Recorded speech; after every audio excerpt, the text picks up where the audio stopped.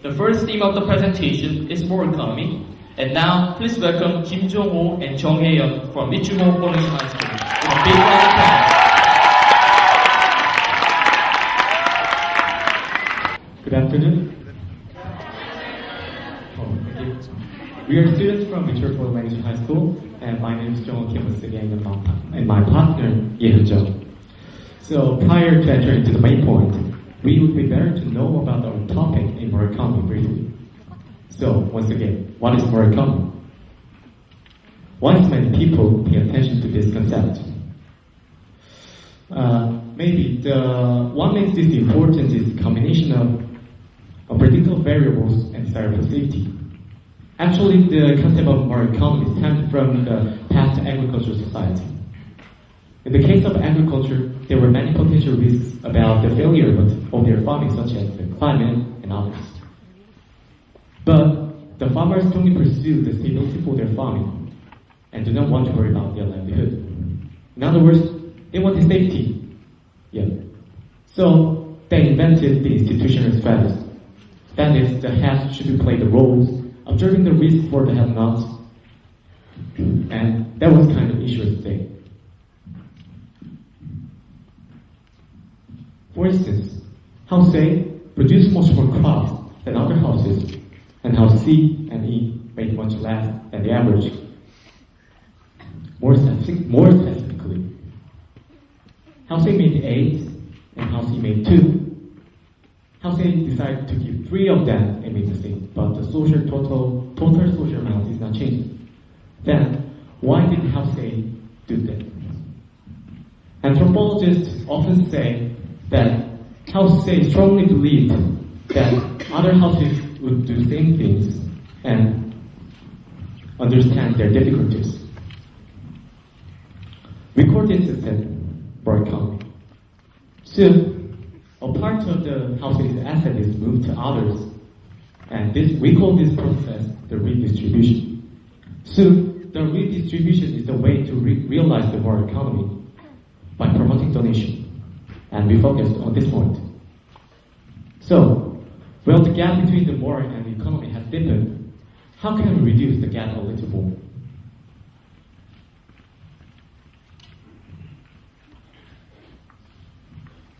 By gambling? By stocks? No, probably no. What we should do first is to narrow the gap between the north and the south hemisphere. The northern hemisphere consists of the majority of producers. In contrast, the southern hemisphere consists of the northern hemisphere consists of the minority of companies whose purpose is to maximize their profit. Even though the number of producers overwhelmed the number of companies in the northern hemisphere, the gap of profits showed how unfair the trade is.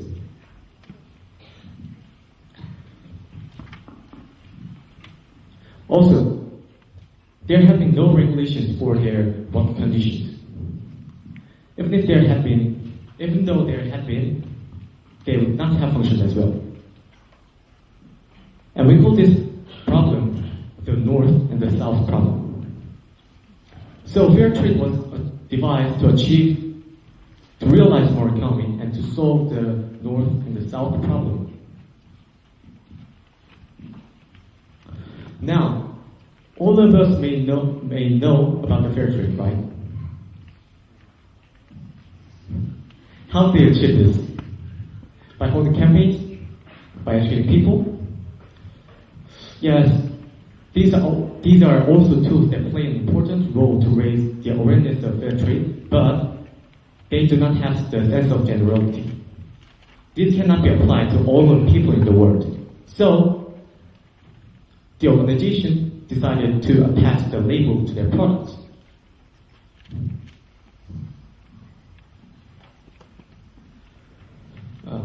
The process of the labeling system is from the mediation of the FPO. FPO mediated corporations and producers groups. And the FPO gives qualifications to companies which pass the standards. Companies would put the fair trade label on the product, letting people know that the materials in the product comes from the fair trade. And Now, there are more than 10 different organizations in the world. I want to ask an important question. Do fair trade labeling systems function appropriately as a realization of moral economy and as a means of redistribution?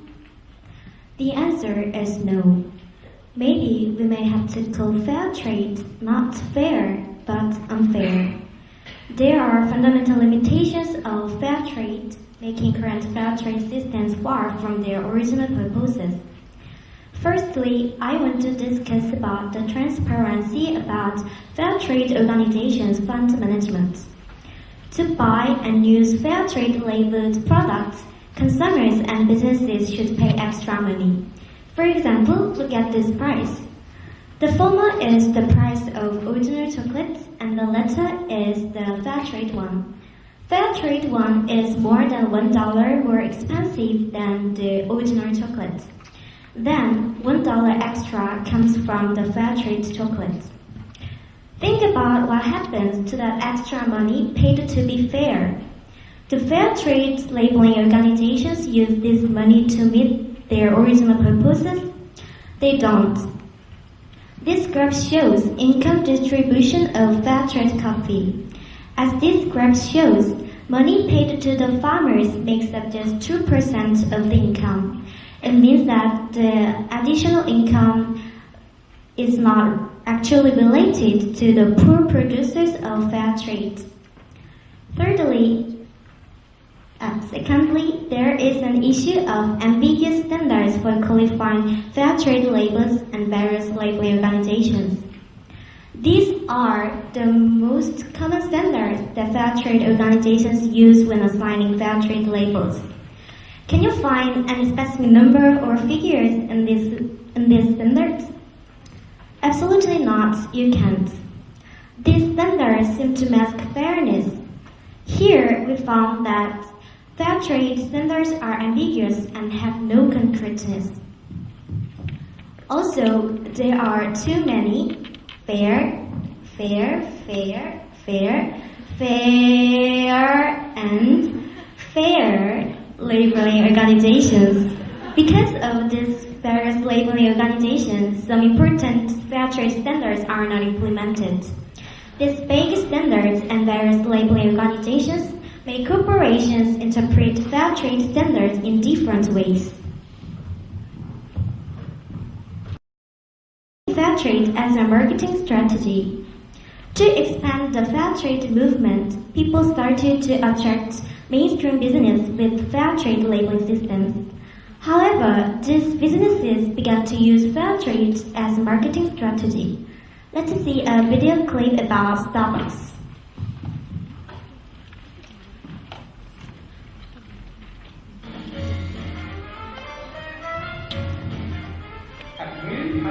Have you ever thought that will allocate with your Starbucks?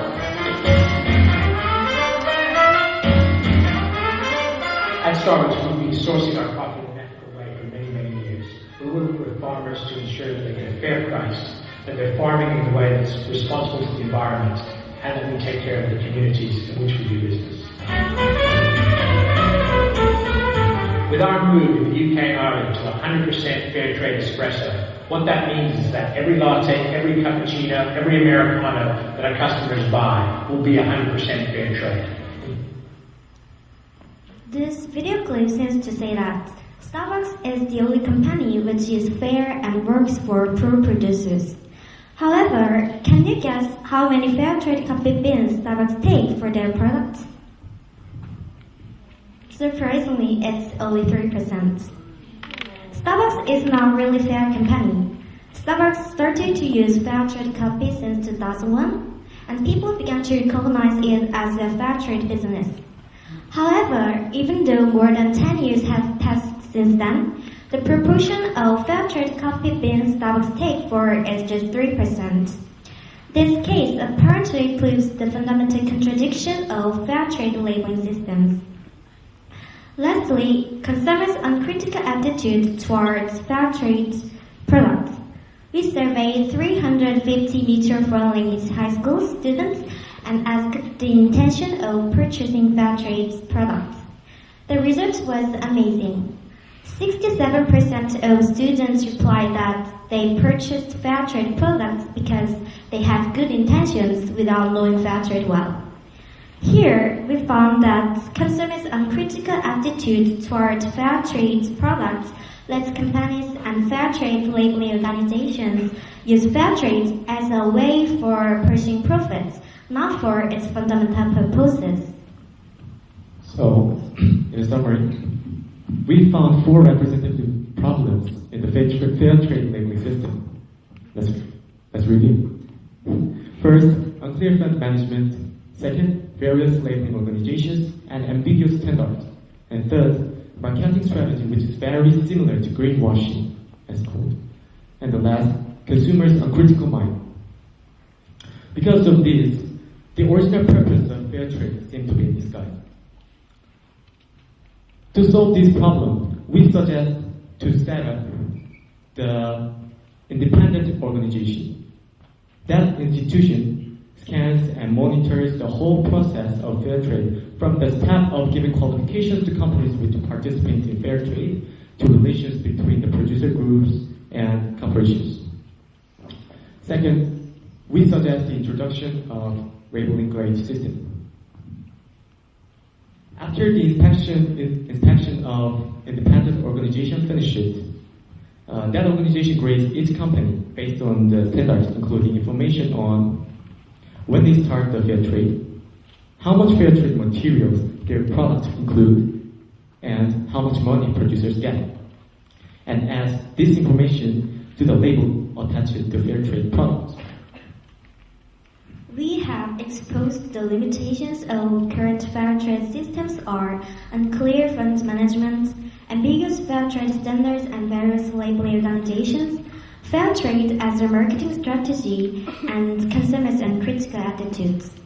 Also, we suggested fair trade supervisor and a labeling grade system as resolutions. While presenting our study, we asked 3 questions about fair trade. Let's remind you. Is fair trade really fair? Does fair trade realize moral economy?